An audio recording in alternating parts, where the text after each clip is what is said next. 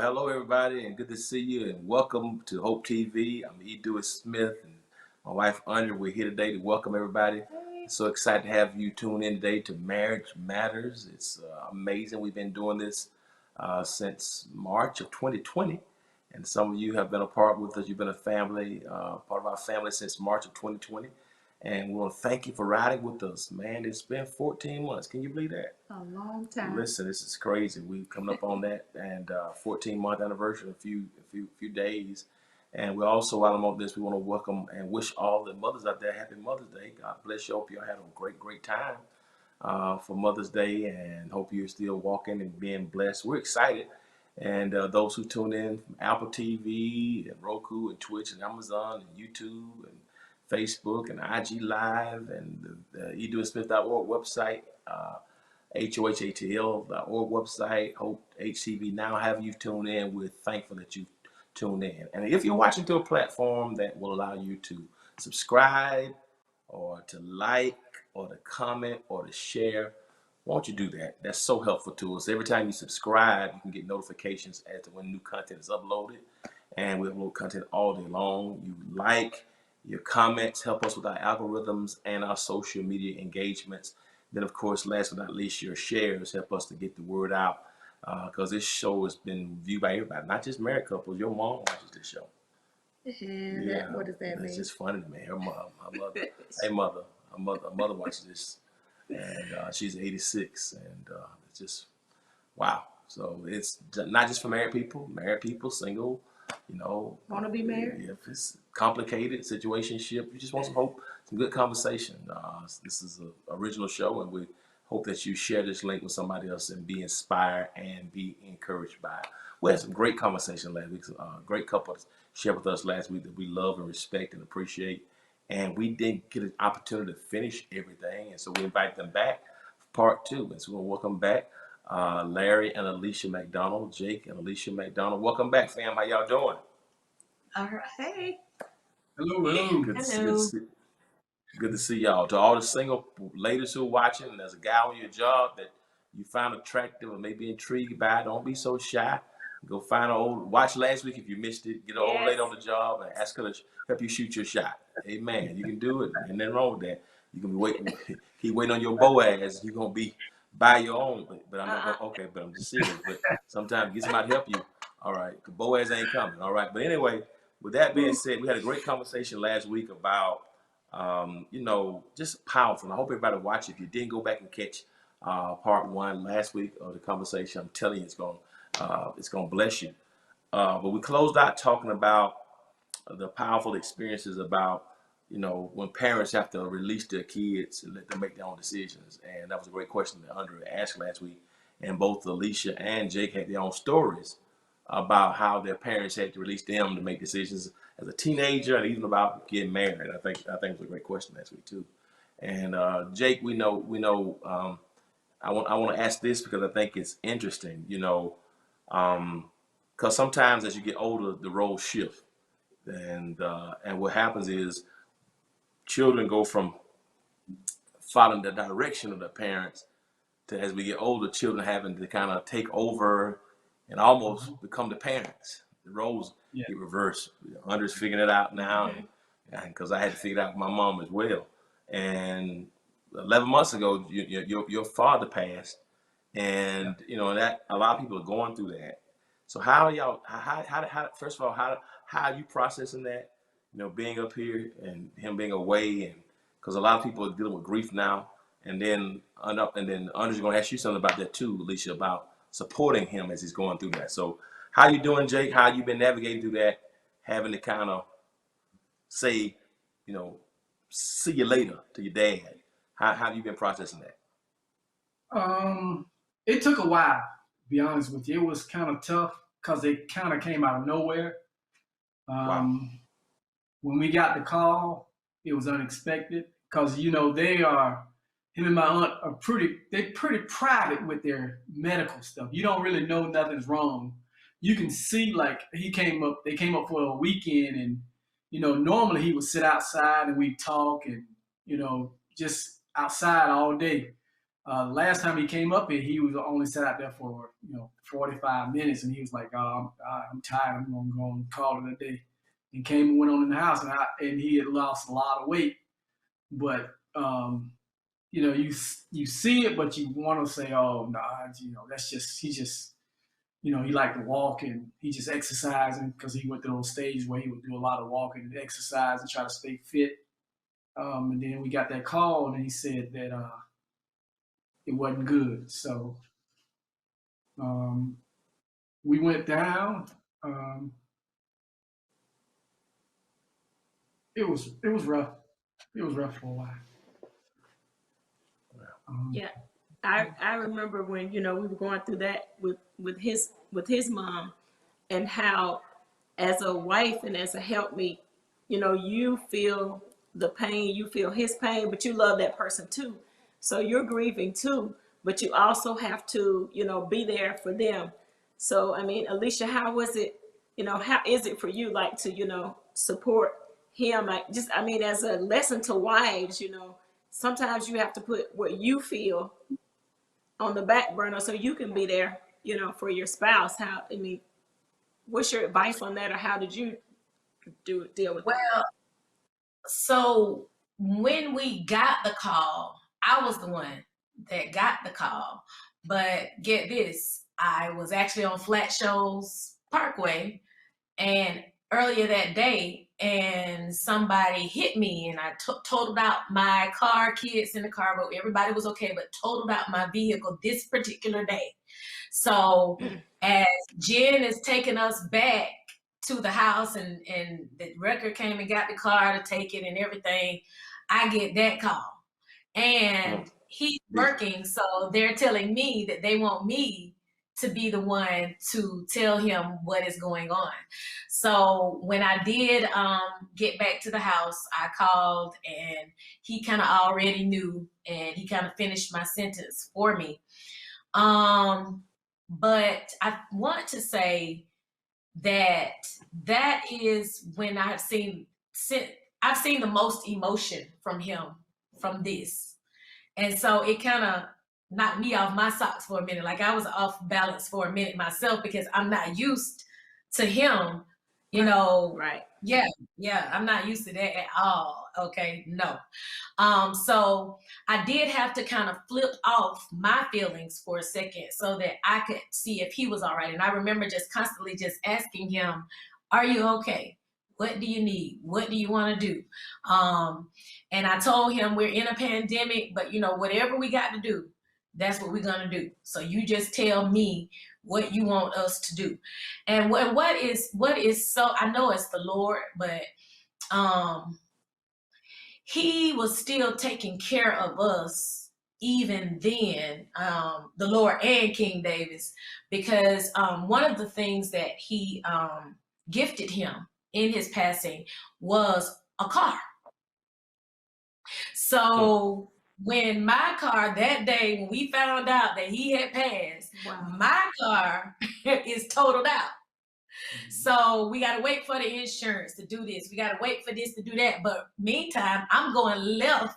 I'm going to Macon. I'm going to Atlanta, and he's going to McDonough, and we talking about one car.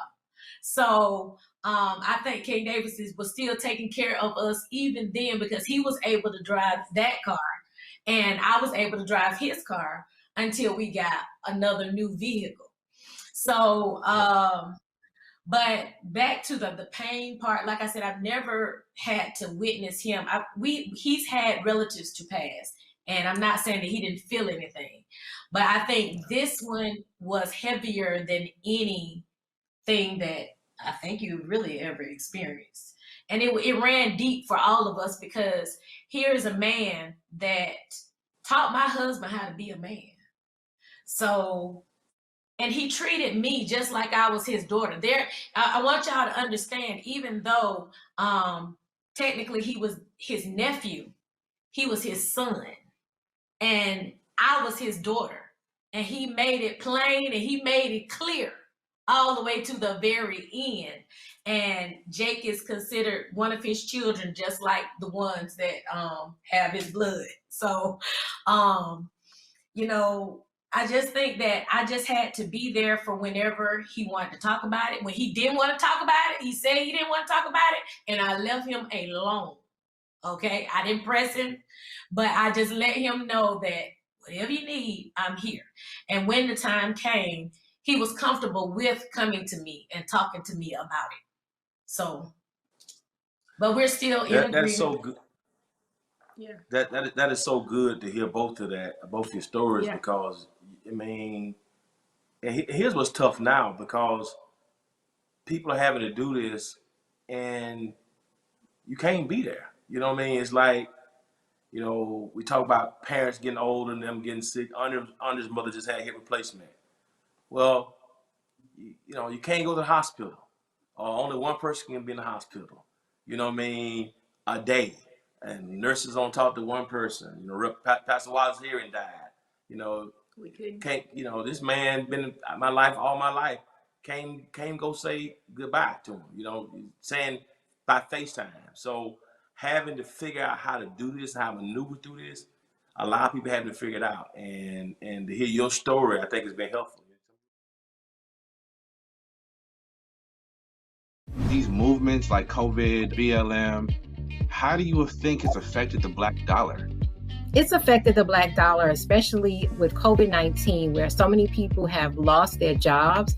And I don't think people knew to the extent of the loss it was going to be. It's a bit devastating, but I don't say it's the end of the world. I definitely try to help people get on the right track, so when the next COVID comes, we're together.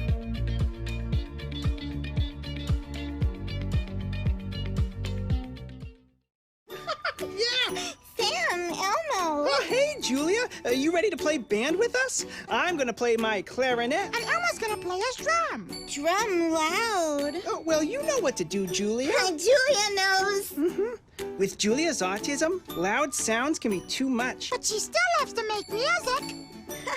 Play band. Early screening for autism can make a lifetime of difference. Find out more at screenforautism.org.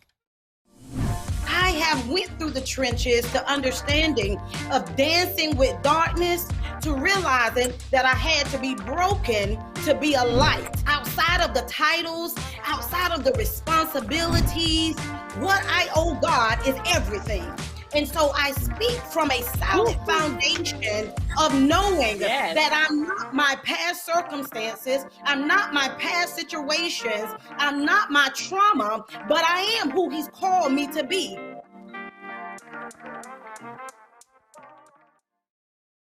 Let me ask you this, Alicia, because now we're going through this, and I know you've been through it too, where your parents almost now are becoming the children. Yeah.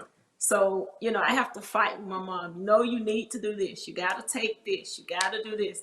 How are you navigating that? Because I know your dad has been sick, you know, and I know he is stubborn, you know. And, you know, how are you dealing with that? Okay, so y'all know Pastor JW, so he can be hard at times to, I mean, he still wants to do what he used to do, and I'm trying to explain to him, you know, certain things you can't do anymore. You can't drive when it get dark. You know, you can't make decisions like DirecTV and AT&T and stuff like that until you can it first. Don't change no plans. Don't do, you know, and, you know, I think now he is kind of adjusting a little better because now he kind of says, I need to talk to Lisa first. I need to talk to Lisa first, or I need to talk to Jake first. But it's been a rough road. Brenda, she's gonna go with the flow, you know. Long as you seeing about it, she good. She's good. She's happy that you're looking out for her. But JW, every now and then he have to raise up and tell you, you know, I'm dad. I'm the dad. But it's been a major adjustment. It's been a major adjustment. But I am glad that where he may not feel comfortable telling me something, he'll tell him. Yep, that's good. They are really best friends, pretty much. In that. That's my man. That's my man right there. Yeah. When you watch that natural camaraderie, you know, being around, seeing interactions is a beautiful thing, and I just think it's amazing, you know, how those roles reversing, and y'all doing it beautifully. And y'all, you know, your stories helping some people, you know how the roles reverse. But speaking of roles, though, Jake, I want to ask you this question because Alicia is a professor. She works for Fort Valley State. She works for every church in Georgia. So she's a missionary, choir director, praise and worship leader, choir director. So she's over the choir for them. And she's over the gospel choir for Fort Valley. She works for the Macon Church. She works for the Atlanta Church. She works for another church two more churches in Atlanta. So before COVID, she's teaching. She's choir rehearsals at nighttime every week. Church on Sundays. So that's a whole lot. She got 11 jobs in addition to being a wife and a mother. So how do you handle being the father holding things down? Because you have to do a whole lot of things. What you call it? And you work. Yeah, and you work. Yeah, right. You work a full-time job. You professional. So here you are working all day and doing your thing to provide, take care of your family as you were taught how to do. And she works, but then you have to come home and be a parent and work again. That's a full-time job with no pay. So how do you handle having to step up? Because a lot of stuff you have to do now. Cooking, cleaning, helping with the boys. How do you navigate that? Because a lot of men probably would struggle. What you mean by that? I heard that. I mean, they would. Yeah. They would. Oh, I'm just asking what you meant by that. All right. That. But anyway, so how? Because I stopped stepping back. You know, come on. I do. Anyway, so how do you handle that? How do you handle that, Jake? You know, taking care of your responsibility at work, but then come on and help out to do stuff that traditionally people think is the wife's role. Well, I think for me, it was easy for me because of my grandmother and my great grandmother. My great grandmother, they taught me how to cook. They taught me how to wash clothes. Basically, they taught me you need to be able to take care of yourself. So that made me self-sufficient. So with me and when the boys came, it was pretty natural because I'm gonna cook. I gotta eat, so they gonna eat. If I don't want anything, I'm gonna make sure they get something. You know, it was when we had the first one, Connor. My job was when I got out of work, I was to go. My part of homework was psych works. I had to cover all psych works. That was my thing. That was me and his. That was our time together. That was our bonding time. And it was that was what we did. He took his showers. We went over psych works. He went to bed.